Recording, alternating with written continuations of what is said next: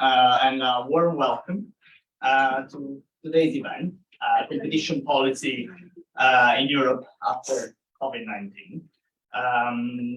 So hopefully, this event is hosted by the LSE Festival. How do we get to a post-COVID world? I am Angelo Martelli, and I'm an assistant professor in European and International Political Economy here at the LSE European Institute. And I'm delighted to be chairing this event. I'm delighted also to welcome our speakers that I will introduce in a moment. Before I do, I have a few housekeeping announcements.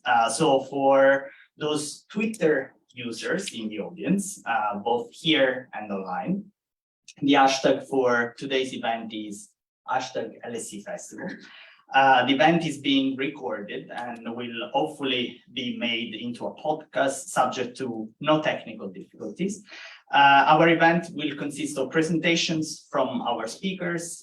There is a round of brief opening remarks, followed by some questions from myself.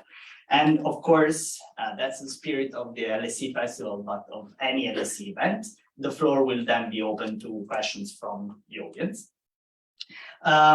We'll have a mix of policy experts and practitioners with us today, with a lot of experience in the areas of competition policy and state aid, and they will contribute to the panel from different perspectives.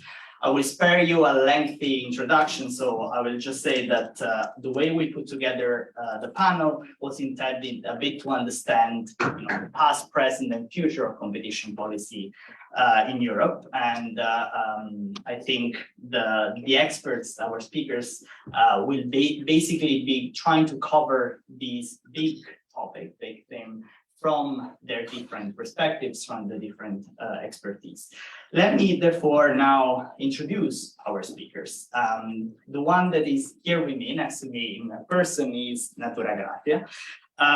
She's a partner at Linklaters Antitrust and Foreign Investment Group. She has over 15 years of experience as a competition lawyer, and in addition, she specializes in state aid, subsidies, utility regulation, and public procurement. And their practice also includes contentious EU matters. Natura has advised clients across diverse industry sectors with particular expertise in the energy, water, and transport sectors, as well as advising clients in the pharmaceutical and financial services sector. Then let me turn to our speakers that are joining us online. Roberto Limonti is an expert in competition economics with over 10 years of professional experience, and he has significant expertise also in state aid and quantification of follow-up antitrust damages. He has acquired a strong reputation for his work on a number of high-profile cases on behalf of private and public sector clients, including competition authorities and sector regulators. These range from cartel and abuse of dominance cases to state aid, litigation, and mergers. Roberto works as a principal at Oxira. He previously worked for one of the big four consulting firms in London and at the UK Office of Fair Trading. Then let me turn to our last speaker, Ruben Lapa Maximiano. He's a regional manager and senior competition expert at UACD in Paris since 2014, and also a lecturer at Lille Catholic University since 2015. At UACD, he is responsible for the work on competition policy in Asia-Pacific region and coordinates the work on the role of competition policy for the COVID-19 crisis and recovery at UACD. And before joining UACD, actually, Mr. Maximiano worked at the European Commission for nearly 5 years and worked mostly on merger control in a number of sectors, and has been part of the financial crisis task force, where he worked on a number of state aid cases in the banking sector. So now, as I previously said, we'll have a brief round of opening remarks, and we'll start with Natura. So Natura, I yield you the floor. Thank you, Angelo. And hi, everyone. I mean, I have to say, as a starting point, it's really good to be here in person. The last 2 years have been very hard for many people. And I would say, if one thing is not bad about COVID, is the fact that we can hold events like this now, which is a hybrid event where a lot of people can access knowledge. And we have two esteemed speakers both of them in different locations. I think one in Italy and the other one is in Brussels. So not everything in COVID is bad. And we can now here talk about competition policy with people from all over Europe. And I would like to focus in my opening remarks around two aspects of competition policy during COVID. And these are antitrust enforcement, which I'll come into in a minute, and state aid. And the focus of my opening remarks is going to be around what has happened in these two areas of competition policy, what the European Commission and national competition authorities, in particular with a focus in Europe, because the rest of the world is very, very big for me to comment in 7 minutes. And then what I think should be staying from these areas. So on antitrust, and antitrust enforcement basically is, for those who don't know much about competition law, is about prohibiting competitors entering into agreements that could distort competition. For example, price fixing, your typical cartel. So what happened during COVID? Immediately lockdowns led to shortages of supply. There was a lot of concern about supermarkets having food on the shelves, toilet paper, for those in the UK, it was an obsession about toilet paper being available. And there was a need for cooperation between some competitors in particular sectors like the healthcare sector for medical equipment to be able to talk about how to handle the crisis. But of course, competition law prevents these type of cooperations and discussions when it comes to parameters of competition, like pricing, for example, delivery schedules for truck drivers or availability of truck drivers if you are a groceries supplier. So what happened during the crisis? Basically, breaching competition law has very serious consequences. And crisis cartels, as we would call them, are a dangerous business to be involved in because you can face very huge fines by the authorities and reputational risk. So what the European Commission did and what the national competition authorities did was to introduce what they call temporary frameworks. So basically, they revisited their enforcement priorities, so which cases they would actually pursue in terms of coordination between competitors. And they also introduced certain exemptions for certain sectors. So for example, in the UK, but also in the EU, there were what's called exclusion orders from the application of competition law. So there was one for groceries and there was another one, for example, for healthcare providers. And at EU level, there was also an exemption granted in relation to agricultural products. So that's what they did. The other thing they did was to try to introduce some form of guidance so that this cooperation could happen. So you could go to the European Commission or the national competition authorities and get guidance about what you could talk about and not, and what you could agree on. And they had that oversight and issued comfort letters. So this is what basically encouraged businesses to say, well, we'll go one step further, we'll talk to each other legitimately, given the circumstances, around what we can do to weather the crisis and the effects of the crisis. And it provides a bit of protection. So those are very good things that happen. And this is how this was tackled.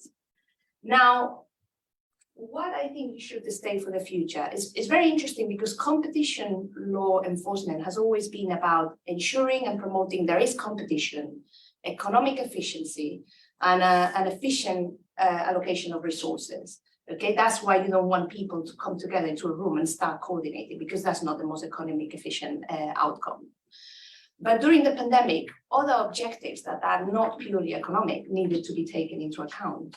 And if you look towards the future, with all the public policy objectives that in particular at the European level, we are all pursuing. So for example, net zero targets, diversity and inclusion, and ESG, which is environment, sustainability and governance, there is, I think, some scope to keep some of these non-economic objectives when it comes to these public policy areas, in terms of providing guidance and tweaking and flexing the enforcement priorities of competition authorities to ensure that coordination can continue happening beyond a crisis like COVID was, more towards achieving European objectives. So I think, to me, that's an important aspect that we should probably try to keep from the regime. Now, moving to the next area I wanted to cover, which is the state aid. The state aid is slightly more interesting and tricky because, as most of you will know, is a very EU-specific animal. The state aid is about ensuring that there's no distortions of competition and we have a truly internal single market. And I say we, I'm based in London, but there you go, Brexit still haven't sunk in my mind. But it's all about ensuring an internal, and by the way, during the pandemic, the UK was still bound by the state aid rules. So actually, I had to advise the UK government on the application of the state aid rules to the measures they were adopting to weather the crisis that COVID brought about. But the reason why I say it's very interesting is because you have a provision to grant the state aid, for those who don't know. So basically, this is to prevent having national champions and governments actually just paying money to their national champions. And the European Commission monitors what are the boundaries of that. Now, the pandemic was an unprecedented event. It's not the only crisis event we've had. We had the financial crisis many, many years ago, and there was also a quick response from the European Commission in terms of flexing the rules. But what the Commission did here, basically they issued a temporary framework so that member states in the EU could grant aid according to their national priorities. So for equipment, for the aviation sector, it was for certain sectors. But of course, this creates quite a few challenges, right? Because the state aid basically is about governments spending their money in their priority areas and in their countries, right? So if you have certain governments that have great fiscal capacity, so for example, Germany, you have huge amounts of aid being approved, and I think Roberto will cover this in a minute. It's not the same, the amount of aid being approved and then whatever was granted in practice. But if you look at the first 6 months of the pandemic, March 2020 to December 2020, you had that probably 40% of the approved aid by the Commission was in relation to German measures, 20 or 25% was France, and all the other member states were much below. I think Spain was about 5% and Italy 1.5 or 2%. That's approved aid. It doesn't mean it's granted aid. But when you actually look at GDP of each of these countries and population, there's a huge disparity there. And there's questions about, well, does this really promote having a level playing field within Europe and an internal single market? Because you can see that companies in certain member states which have more capacity to throw funds to weather the crisis may be better off than their competitors elsewhere in Europe. Now, the other thing I would say about the state aid is that before the pandemic, the majority of the state aid that was given was to pursue 3 objectives, which was research and development, regional aid, which was about disadvantaged areas, and also environmental protection. During the pandemic, the last 2 years, there's been almost zero aid in these areas. It's all been about COVID. And it's, in a way, we've put aside all those good things that the state aid was there to promote just to survive the crisis. So I think what I see going forward, so there's a temporary framework, this has to finish because we need to get back into supporting the policy areas that we think, public money needs to support. And I think there is a case, I think, for an EU-wide response to crisis. In a way, there is, for those who are familiar with this, there's the Recovery and Resilience Fund, which is the 50 billion euros fund that the European Commission came up with, which is to basically help rebuild Europe post-pandemic. And that's, I think, a much better mechanism to deal with this type of crisis, because you ensure that you have a single set of policy objectives. So the way this fund works is every member state has to put a plan of a spending. They get allocated funds and they can grant aid based on these policy objectives that have been pre-approved with the Commission. So it ensures a little bit more of a parity in terms of the objectives being pursued and the fact that money gets spent in EU-wide objectives. So I think that's all I wanted to say. Some food for thought there. I think the next person speaking is it Roberto? Yep. Ruben. No, it's going to be Roberto, and thank you very much for these introductory remarks. I think we will come back to some of the points you have actually made. Without further ado, actually, then yield the floor to Roberto. Hi everyone. I'll try to share my screen because I put together some slides to guide my thoughts. Let me know if you're able to see them.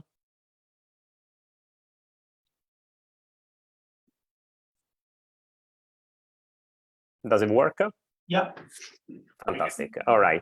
Thanks, Angelo. And first of all, let me thank the London School of Economics for the great opportunity to be here virtually, still a legacy of COVID, I guess. As Natura was saying, it's fantastic to have hybrid events and share the such a great panel with such distinguished speakers. I'm an economist, so I will try to stick to the economics in my opening remarks. And to put together these slides from some of the research questions that underpin today's event. And I think that the best way to understand if and to what extent competition policy in Europe is going to change after COVID, I think it's important to start by looking retrospectively at how the competition policy toolkit has been used over the last 2.5 years. And in the interest of time, I'm going to be touching upon four areas that you see at the bottom of this slide. First is the emergency toolkits. Natura very eloquently introduced the notion of the temporary framework and some of the other measures that the European Commission introduced to alleviate, let's say, the economic impact of COVID-19. The second one is the guidance on cooperation and collaboration between firms.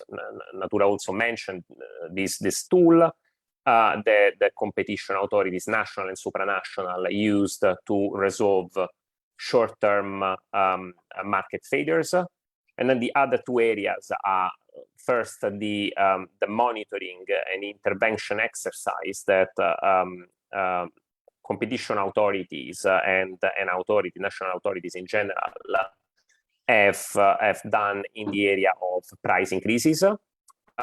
What economists and lawyers in the field of competition law and economics typically call excessive pricing or unfair prices.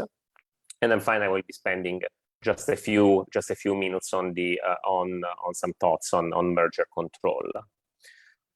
So I'm not going to spend a huge amount of time on the emergency toolkits. Natura has already introduced the notion of the temporary framework that was introduced by the European Commission. Here I put some numbers. As an economist, I think it's important to see the sheer volume of cases that the European Commission had to go through over the course of 2.5 years, more than 1,300 decisions for an overall amount of aid that has been put aside of 3 trillion euros.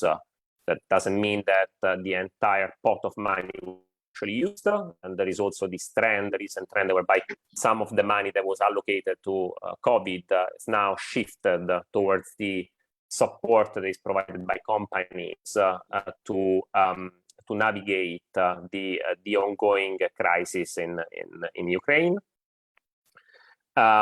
Different ways in which aid has been provided, from direct grants, the most distortive measure in terms of state aid, to state guarantees, soft loans, etc. Natura explained that the uneven, let's say, use of state resources by member states. So some states top the ranking. And they top the ranking at different points in time. So it was nice to see, interesting to see the evolution of how different states actually managed to get first into the use of the temporary frameworks, and some managed to catch up later. Temporary frameworks that you see here on this slide are forward-looking tools. So these are tools that are used by member states to ensure that companies, that the economy can restart from a crisis. I think it's also posing for worth pausing for a few seconds on the use of the damages quantification tool. There was another avenue, another tool that was unlocked by the European Commission, whereby member states could effectively compensate companies retrospectively for the damage suffered as a result of COVID-19 / binding restrictions. There has been an interesting application of the law, which perhaps it's something for the Q&A session, for the discussion later. But I think it's worth stressing that this is an area where actually quite a lot of economic and financial analysis was done, both by practitioners like me, but also by the competition, by the European Commission, to check that the quantification of damages was done adequately and that the appropriate counterfactual was identified. So quite an innovative area for state aid. Not to mention the guidance that was provided by competition authorities, national and supranational, to firms to come together, join forces, cooperate and coordinate. Typically, cooperation coordination is looked suspiciously by competition authorities, because there is the presumption that can actually damage consumer welfare. In this case, the sharp increase in infection rate in COVID cases, the introduction of the restrictions, that had an impact on the value chain. So it created some shortages of supply, so classic market failure. Competition authorities realized that, they decided to step in and allow competitors, in some cases, to join forces, cooperate, and cooperate in a number of ways. Cooperate in the way companies where they were producing products, where they were distributing products, so a number of different forms, and some of them I summarized on the left-hand side of this slide. The right-hand side tries to answer the effectiveness question, one of the questions that underpins this discussion today, which is, were the competition tools used by authorities sufficiently effective? And the results on the right-hand side have been collected by Global Competition Review. They ran a survey amongst external legal advisors of companies, and they asked them whether their clients reached out to them flagging their need to join forces with other companies and put together a collaboration agreement. And I think clearly every single empirical exercise suffers some limitations. This exercise was carried out towards the beginning of the pandemic, so it would be interesting to repeat the exercise now to see what the answers would look like. But I think it's striking from this bar chart to see that actually there was more inclination by companies around the use of cooperation agreements. And the beauty of this survey is actually that you can see what type of cooperation agreement was actually used by firms. Then the third area is almost like the flip side of cooperation, right? So you have, imagine the sharp increase in consumer demand for certain products. So let's jump on the time machine. Let's go back to the beginning of the crisis. Natura was saying toilet paper, it could be disposable gloves, masks, sanitizing gel, and so on. Sharp increase, rational or irrational, that doesn't matter of demand for certain products. And that sharp increase in demand was not met by an adequate increase in supply, or maybe the supply was sitting somewhere else, or was not sufficiently flexible.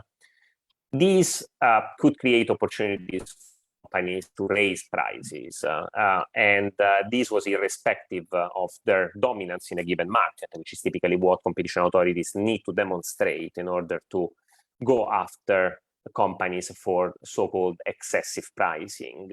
And so this is what economists typically call situational monopolies. Imagine that you have a lockdown tomorrow, you can no longer go to the walk 15, 20 minutes to the usual grocery store, you need to buy some disposable gloves, so you go to the local shop. The local shop all of a sudden gains quite a lot of market power. That's the principle, that's how the economics work. and that local shop is able to put up prices for certain products. Now, clearly, the complexity here for competition authorities is to distinguish between legitimate and non-legitimate price increases, because clearly, if you have an increase in cost, then the price increase would be legitimate, right? But what if the price increase is not linked to an underlying increase in cost? And even if you have this connection between cost and prices, up to which point, beyond which point you consider the price increase unfair? So there is an element of judgment here, subjectivity, which makes excessive pricing extremely difficult to assess for competition authorities and practitioners as well. Even more so during the crisis, when things were happening literally overnight. Now, a number of competition authorities looked into this type of behavior by companies in a number of different sectors. I reported some on this slide. And when you do that, before you actually step in and you stop or try to deter companies from engaging in such behavior, you need to think very carefully. Because effectively, you have a market failure that you want to resolve. But if you step in and you forbid companies from putting up prices, you might have actually some side effects. And the side effects being that if you cannot increase prices, you don't give incentives to companies to come into the market or increase production. And then perhaps these companies try to relocate production or distribute products in markets where the type of competition law enforcement is a little bit more lenient. And so competition authorities need to strike a balance between intervention and not putting companies off when having to increase production for these products. Competition authorities, I have to say, have been creative during the pandemic. They used quite a lot of a plethora of tools, from joint statements. Look, companies, we are being serious about this, so you need to stop increasing prices, up to wearing a different hat, wearing the hat of the regulator and saying, look, you cannot price this product above this given level, or you cannot extract more than these percentage points of margins when selling this product. And this is interesting, and it's worth highlighting. Now, finally, just to close off on merger control, I think a lot can be said on merger control. I'm just going to be focusing on two areas. The first is the failing firm defense. So there is still this idea whereby there is a negative and inverse correlation between the number of firms that you have in the market and the degree of competition. And when you have a merger, clearly you have one company disappearing because they merge together, two companies merge together. So you have more concentration in the market, and there is the presumption that the degree of competition goes down. But what if one of the two companies is a failing firm? That company would disappear anyway, right? And there was this expectation during the crisis, the beginning of the crisis, that a lot of merger cases would have been put forward based on the so-called failing firm defense due to COVID. Look, if I cannot merge with this other company, I'm going to go bust.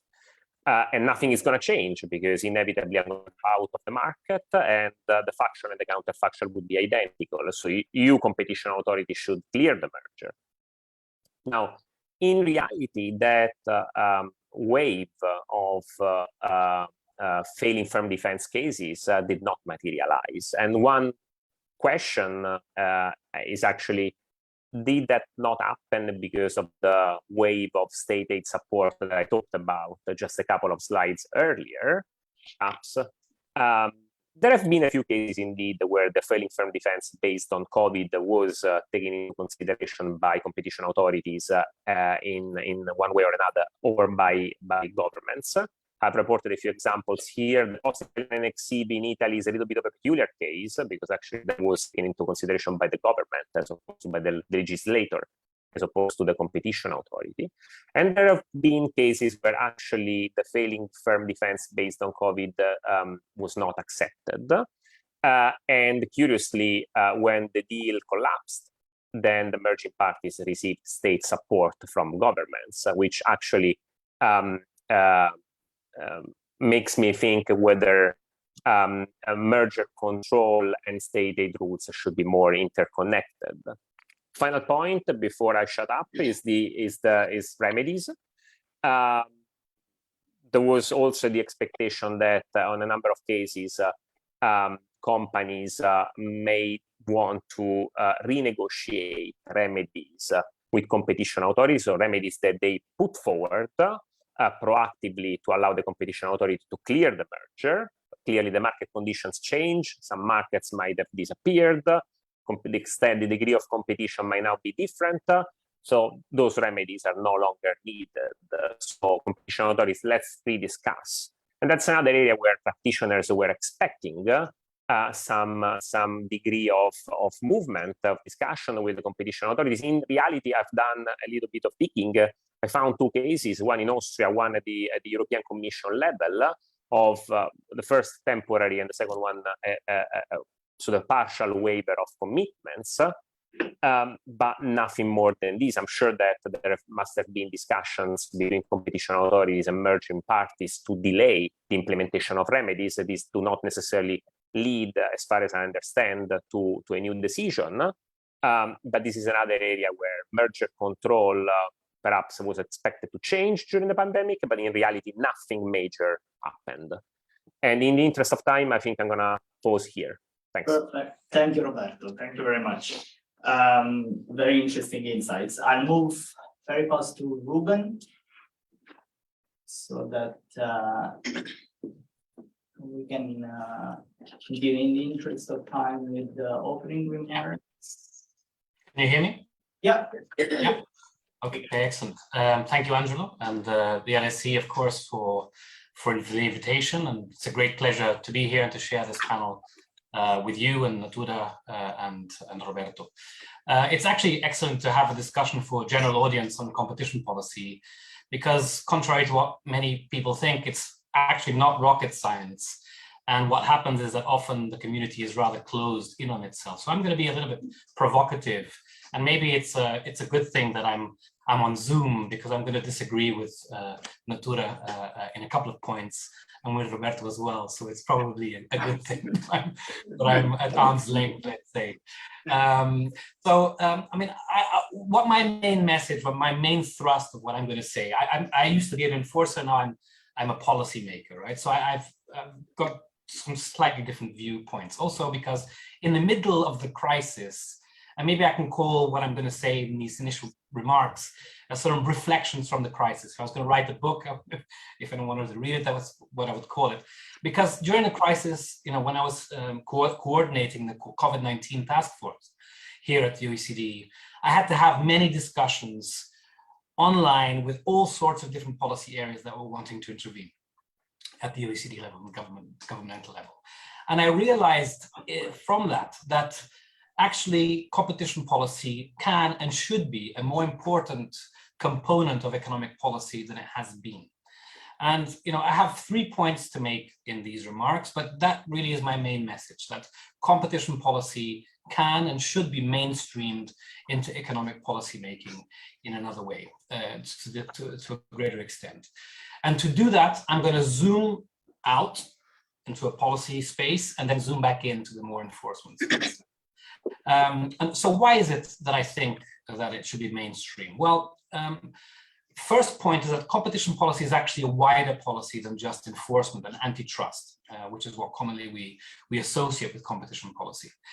It's actually an all-out approach to making markets work better, ensuring that market power is not created or abused in a way that is bad for our economies. So there's wide empirical evidence that markets, if they're working well, they can deliver innovation so that we use our resources better. That leads to productivity, keeps our growing prosperity, and actually also helps reduce inequality because it lowers profit margins for the few shareholders and lowering prices for all, for us consumers. So competition policy there's that background to it.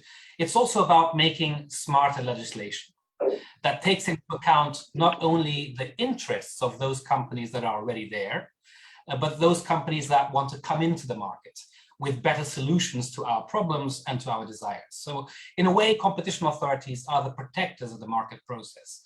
whilst many lobbies of existing companies are there to protect their existence, to protect their profits. So if you want markets working for us, you need competition.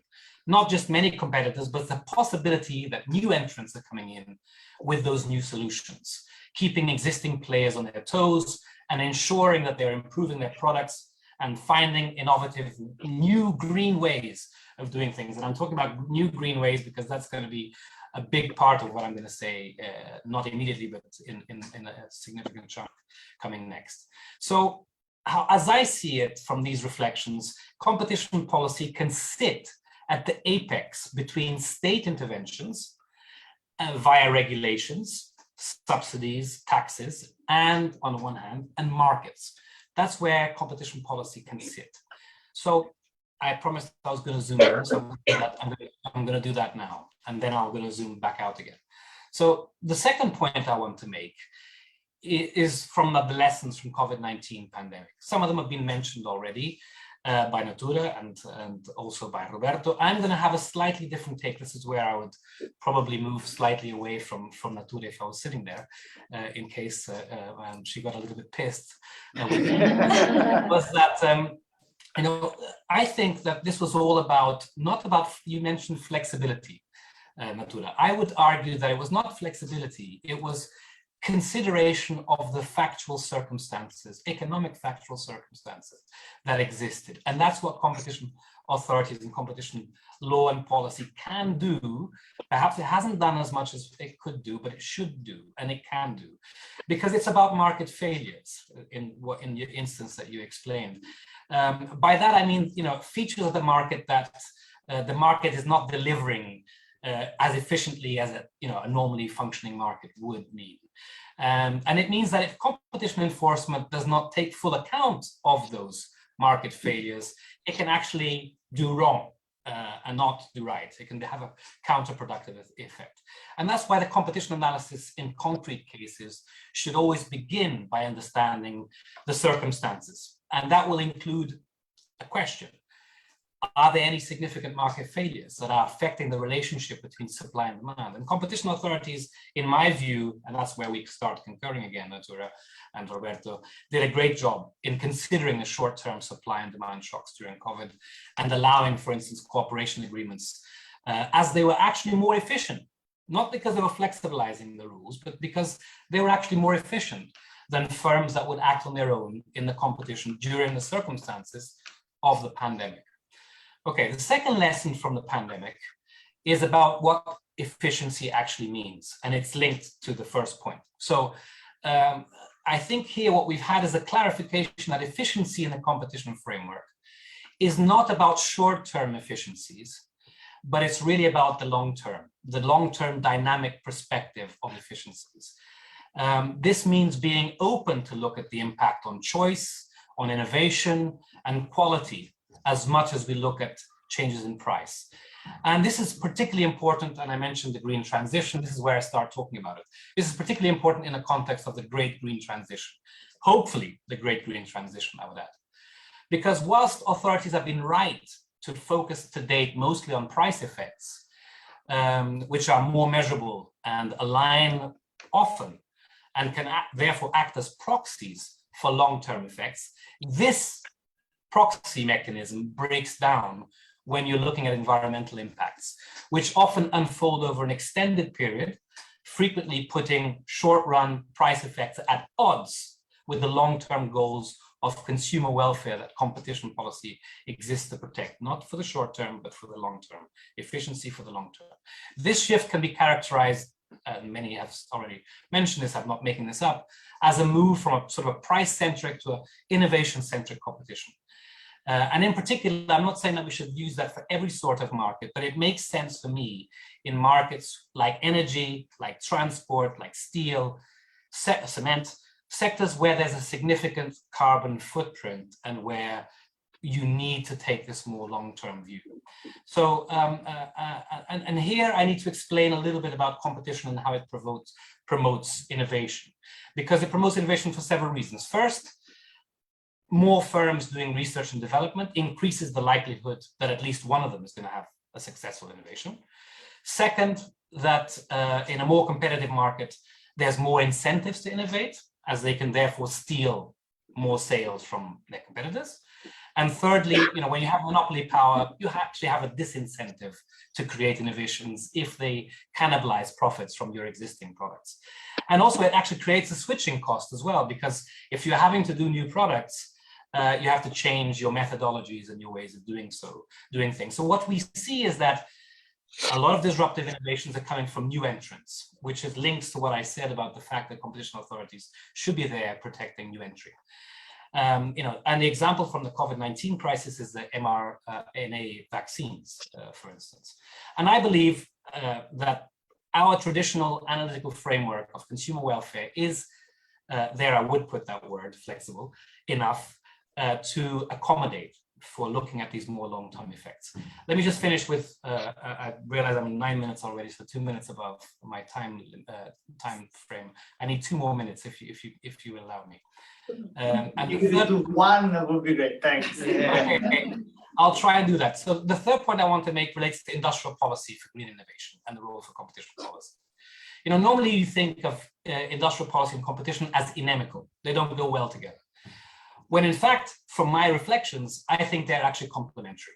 Industrial policy should address clear identified market mechanisms that the market cannot solve, the market failures I mentioned, and employ the best, appropriate measures to correct those failures. But they need to be imbued with competition principles, so that you should use market-based processes to select the recipients of support when they can, and in order to ensure that this disciplinary measure of terminating state support as soon as the enterprise fails to deliver, as soon as the enterprise that's the recipient of the aid stops performing or achieving set and clear objectives. And these are all things that competition policy and principles can help put in. And if, now it's just really 1 minute, a fundamental part of what we're going to see in the next few years, and this is where I'm looking forward, is to support breakthrough technologies. That was the call of both Natura and Roberto. You need to start looking forward. And that's going to be breakthrough technologies in energy, transport, construction. And you need innovations around renewables, green, hydrogen, etc. We know that approximately 75% of clean technologies are needed for us to reach net zero. And they're still at the early stages of development. So most of what we need is still at early stages of development. And all of this new green tech will not only need to be further developed, but also then needs to be scaled. And that's where, I think you need the state to kickstart and the markets to maintain sort of a green, clean tech virtuous circle, right? That keeps the whole mechanism running, so that you get not just the development of innovations, but then a deployment that scales, so that the green premiums, as Bill Gates calls them, go down significantly. And it actually becomes cheaper to use these green tech products than before. And I believe that competition needs to be inbuilt, not just as a control, as we have in the EU, but as a feature of the design of every relevant state measure. So in state aid as the control, I'm saying that national, member state level, perhaps member states themselves, when they're designing these measures, they need to consider competition principles from the start. And competition authorities, they have the skills, they can be more involved, and to make these things work better. And so that you're substituting the contact book for the accounting book. Ensuring that the state is getting good value for money, and we're getting the promises of green tech that we need to overcome the current climate crisis as well. So thank you. Thank you very much, Ruben. I mean, I think it was extremely important to zoom out for a second as well, and bring in also other themes that have certainly been on the surface, also the discussions on antitrust, on competition in general. Let me just ask for 3 clarifications from each speaker, and sort of question. And I already received 1 question online, and I'm sure there will be others in the audience. So I will ask you for a 1 to 2 minute answer if you can. So let me start with Roberto, if you agree. You were talking about merger control and state aid, and it seems that the boundaries between the two during times of crisis often become blurred. So could you help us a bit understand more of these interlinkages from your perspective? Yeah, sure. I mean, the example that I was mentioning earlier of using the failing firm defense, when you have a company that is going to exit the market anyway, and then as a policymaker, you need to decide, right? If you also have at the same time the possibility to support, to rescue and restructure that company with the money of taxpayers, then you're facing a trade-off, right? As a competition authority, what would you do? Would you let the merger go ahead, or block the merger and then hope that the government, that the state intervenes? What I think about, I think that state aid rules and merger control in these circumstances are a little bit disconnected, and they would benefit from a broader consideration as to which tool should be used. And it doesn't necessarily mean that one tool excludes the other. Maybe state support is not large enough, and then maybe that company needs to merge anyway, because otherwise it would go out of the market.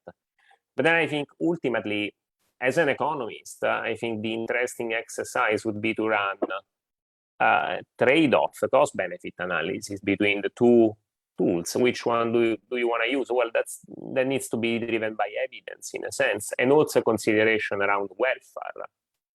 So if you think about it, you let the merger go ahead, maybe as a result of the merger, the merging parties put prices up. Who's gonna pay for that? The users of that product. You block the merger and you allow companies to receive a state compensation. Who's gonna pay for that? Everyone, taxpayers. So there is also a question of distribution of welfare when you choose between a merger, allowing a merger, or using the state control, the state aid avenue. So my recommendation, based on what I've seen during the crisis, is that these two tools are a little bit disconnected, and they would benefit from more integration. Thank you very much. Extremely clear. Let me then ask this question to Natura, because you've been talking about temporary framework. Do you think it is actually standing the test of time, and how can it be improved, and how could it be turned into a permanent tool, if at all? Okay, I'll start with the end, which is I don't think it should become a permanent tool because of the potential distortions that it has brought to the EU market. But in terms of whether it has a standard, the test of time, the temporary framework was adopted in March 2020, and there's been 6 modifications to the temporary framework. And that included not only extensions, because obviously the crisis, the pandemic continued evolving, but also additional types of aid that were included. For example, one of the big developments was introducing the possibility of capital injections into companies by member states. That was quite a big development. So I think it has stood, if I say that correctly, the test of time, in the sense because the Commission has been flexible enough to change it with a dialogue with the member states. I think the last a couple of weeks ago, 3 weeks ago, Vice President Vestager already said that they are not going to extend the temporary framework anymore, that from the Commission's perspective, crisis is over. Certain measures can still continue and can be granted until the end of 2022 and 2023. But now it's time to move on and look at going back to the normal state aid framework. And I think that's probably the right choice, because we always have the tool, or the European Commission always has the tool of putting in some framework to deal with an emergency situation. And in fact, we do have now a Ukrainian temporary framework to deal with all the companies that are facing challenges due to the lack of supply of gas, in particular in the energy sector. So I think not a permanent tool, but I think it's a good tool to have had in place. Thank you very much. And lastly, Ruben, you have also in your remarks emphasized the very proactive role that competition authorities can play. And also in a recent OECD report that you have co-authored, you were mentioning how competition authorities can bring pro-competitive structural reforms. Could you please elaborate a bit more on this aspect? Yeah, thanks, Angelo. So, I mean, this is something that we discussed quite a bit at the OECD, and we had a lot of discussions with a number of different countries of the OECD and outside the OECD, many of which are from the EU. And in fact, what we collected was, in fact, that crisis moments are also moments of opportunity. So governments are looking for ways in which to kickstart growth or recovery. And so what we saw is that either competition authorities can sort of push for structural reforms of a legal nature, for instance, changing rules and regulations to make them more open to competition. And they can do so by proposing to eliminate restrictions or having less restrictive policies. And we saw that this was actually being done in practice in many jurisdictions, including, we had examples from Portugal, examples from Mexico, from Spain, from the UK. So it was actually an opportunity that competition authorities can use. And they did so mainly by looking at three items. One is ensuring what we call the competitive neutrality in public financial support to firms. So making sure that we're not favoring unduly certain players over others, what Natura mentioned in the initial remarks as the national champions. So trying to do that in a sort of more neutral way. We have a competitive neutrality recommendation at the OECD, and I think the countries were using that recommendation as well in order to make that advice to governments. Secondly, sort of making proposals to remove those unnecessary barriers to expansion. And then thirdly, sort of advice for governments to combat bid rigging and ensuring sort of competitive and efficient public tenders, given that, of course, public money was being used quite significantly. So often this was being done on the back of work that had been done over the years, market studies that agencies had done. For instance, Portugal had done a market study in 2019 on the legislative framework for electric vehicle charging. The UK has also done recently an electrical vehicle charging market study, and they pushed for those findings as an element of the economic recovery. So when there was a discussion of the economic recovery packages, the Portuguese Competition Authority advised government to apply some of the recommendations it had been preparing beforehand, because that was the moment where government was re-looking at ways in which to sort of kickstart growth. So that's one way in which competition authorities can help sort of these structural reforms at these moments. Yeah. Thank you very much, Ruben. Extremely clear. Let me, therefore, as I promised, open the floor to questions from the audience. I have a couple online. Let's hear also if there are any in the room. If not, yeah, please, if you can state who you are and to whom the question is directed towards, or if for the whole panel. Thank you so much. My name is Enrique Bravo. I'm a lawyer. The question is for Natura, actually. I was wondering if you have any comment or prediction about the Subsidies Control Act in relation to the topic of your presentation. That's an interesting question. Hi, Enrique. We know each other, actually. I see. So in relation to COVID, I mean, the Subsidies Control Act, which is the UK equivalent, for those who don't know, of the state aid rules. So as part of the EU and the UK trade deal, the UK had to introduce some form of state aid control a la EU. And so they've come up with this subsidies regime. And that regime allows the UK government to grant subsidies in emergency situations to deal with COVID. So actually, interestingly, what this means is that potentially they can derogate more than what you would be able to do under the traditional state aid framework. We are now out of the pandemic, so I haven't seen the UK government trying to use this exception in the Subsidies Control Act.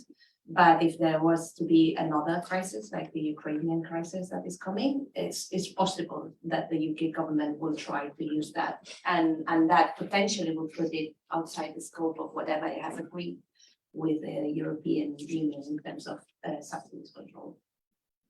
Thank you very much. Any other questions? Yeah, in the back.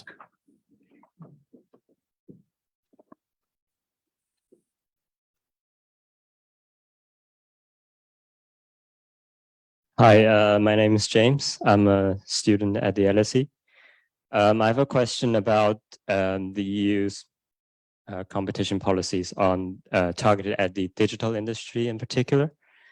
So as we all know, the EU relies extensively on imports of digital services from the US, internet giant companies, Google, Facebook, etc. And there is, and the EU is struggling to support domestic internet companies to compete with these US giants. So I wonder if the European Union has any plans to support uprising companies to compete with these really strong dominant firms from outside the EU. Thank you. So it's a question, I guess, for the whole panel. I don't know if Roberto, Ruben, or Natura, do you have any views on this? Would like to go first? I can just briefly say perhaps that at the European level, there have been tools implemented to allow Europe to catch up. These are called IPCEI projects of important large interest for Europe. There has been one before the pandemic, shortly before the pandemic, on batteries. There was one on microelectronics, and I'm sure there will be many more. These are programs that cover diagonally Europe and incentivize companies to actually start producing these types of products in Europe, so we can catch up with Asia, the US, and so on. That's my brief answer. So something is happening, something is on motion. It's probably going to take a little bit of time before we actually see the results, but the tool is there. Okay. Thank you. I have a couple of questions online. So I'll start with Ruben. Ruben, there is a question for you from Tommaso Crescioli, a PhD student at the LSE. He's asking, do you think that there is a trade-off between static competition, many firms competing in a market, and the environment? Yeah, I think that's a really great question. Can I just go back to the digital one very quickly? Of course. And just say that we have the Digital Markets Act, which the European Union has adopted, which is precisely meant to face sort of lower barriers to entry and eventually sort of allow for more contestability in the marketplace in the long term. I'm not aware of any specific subsidies that are for digital companies. Neither do I particularly personally see the need for that necessarily. As long as we have a contestable market, that should be enough for us to be able to get the benefits of a competitive digital markets, regardless of whether they're headquartered here or there.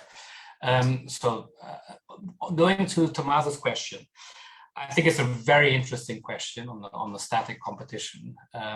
What we know is, Philippe Aghion was sort of someone who writes extensively on innovation, has clearly shown, that the moment that there's competition is the moment that it can favor the environment. So as long as consumers care, right? So that's an important caveat. But still, if consumers do care, then competition, we know, can really maximize our move towards innovating for the green clean tech.